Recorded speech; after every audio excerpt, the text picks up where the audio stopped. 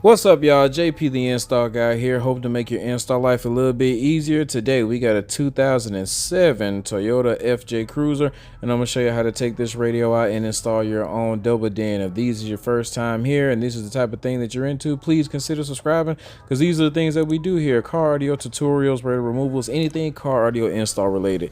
That's what this channel is about. And from time to time I like to share my car audio knowledge, so whether you're a beginner or advanced, this channel is for you.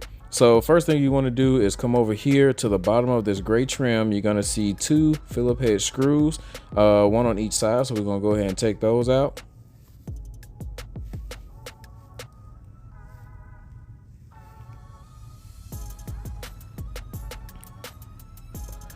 And then after we take those out, I like to come to the top with my panel removal tool and just pry forward just a little bit, and then you can use your hand with some light pressure to relieve those clips. And there's going to be clips. You're going to take both of the trims off, the left and the right. That one just popped off. I'm just going to set that right here on the floor. So now that we have those trims off, you see that there's one more Phillip on each side holding the dash together. We're going to take those off.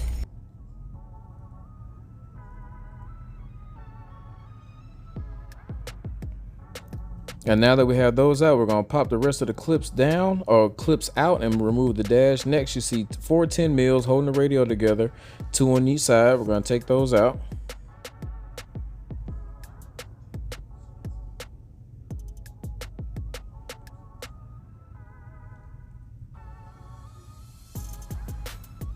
And now we just get to go ahead and pull the radio out. I'm going to disconnect the antenna and all the harnesses on the back.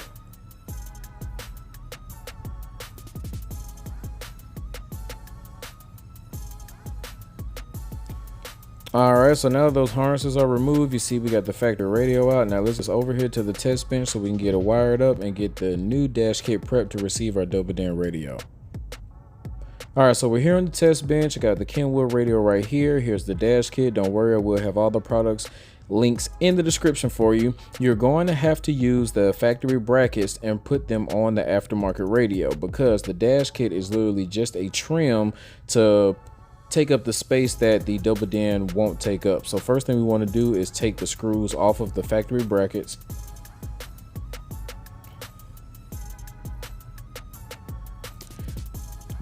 Then you want to take the factory bracket off the old radio and line it up on the aftermarket radio. Now, if you do notice on your radio, you should have a T or an N. The T stands for Toyota and the N stands for Nissan. So we're going to line it up on the Toyota holes, and then we're going to put our aftermarket dash kit over that to see how it looks. So this is how this thing is going to line up. It lines up good, but we do have the edge from the factory bracket. So what I'm going to do just to make sure that that lays flat, I'm going to go ahead and grind that down on the grinder.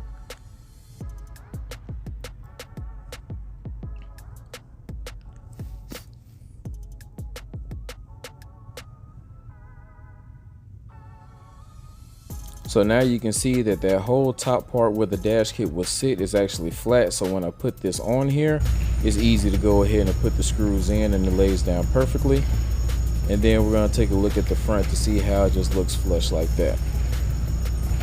All right, so now we got that part done. We're going to go ahead and get this thing wired up and get back inside the car. All right, so we're back inside the car. As you can see, I already have it wired up, and this is your first time here. You're probably thinking, why didn't I actually go over the wiring process? Well, here at this channel, we mainly do radio removal and install videos, and the wiring is pretty much the same thing every single time, because as long as you get the aftermarket wire harness and you know the aftermarket wire colors, you're literally just matching stuff up. But I didn't forget about the people who don't know how to wire up a radio. I actually made one video showing you how to wire up a radio. I go over each different wire color, what they mean and what they go to. Yes, every car is different, but with the right wire harness, it makes installation easy. So let's just say that you bought this car used and you don't have a harness, or you already cut the harness. I do have videos in the how-to playlist showing you how to hardwire your CD player, and if you need those wire colors, I give that information to all of my Patreons. Those guys go the extra mile supporting me and the channel, so I go the extra mile supporting them with wire colors and behind the scenes footage. Now, I do want to say, even though this client bought the pack module, this is the non-JBL version of this Toyota 4Runner, so you don't need the pack module. The wire harness is a 1761. Those links will be in the description as well.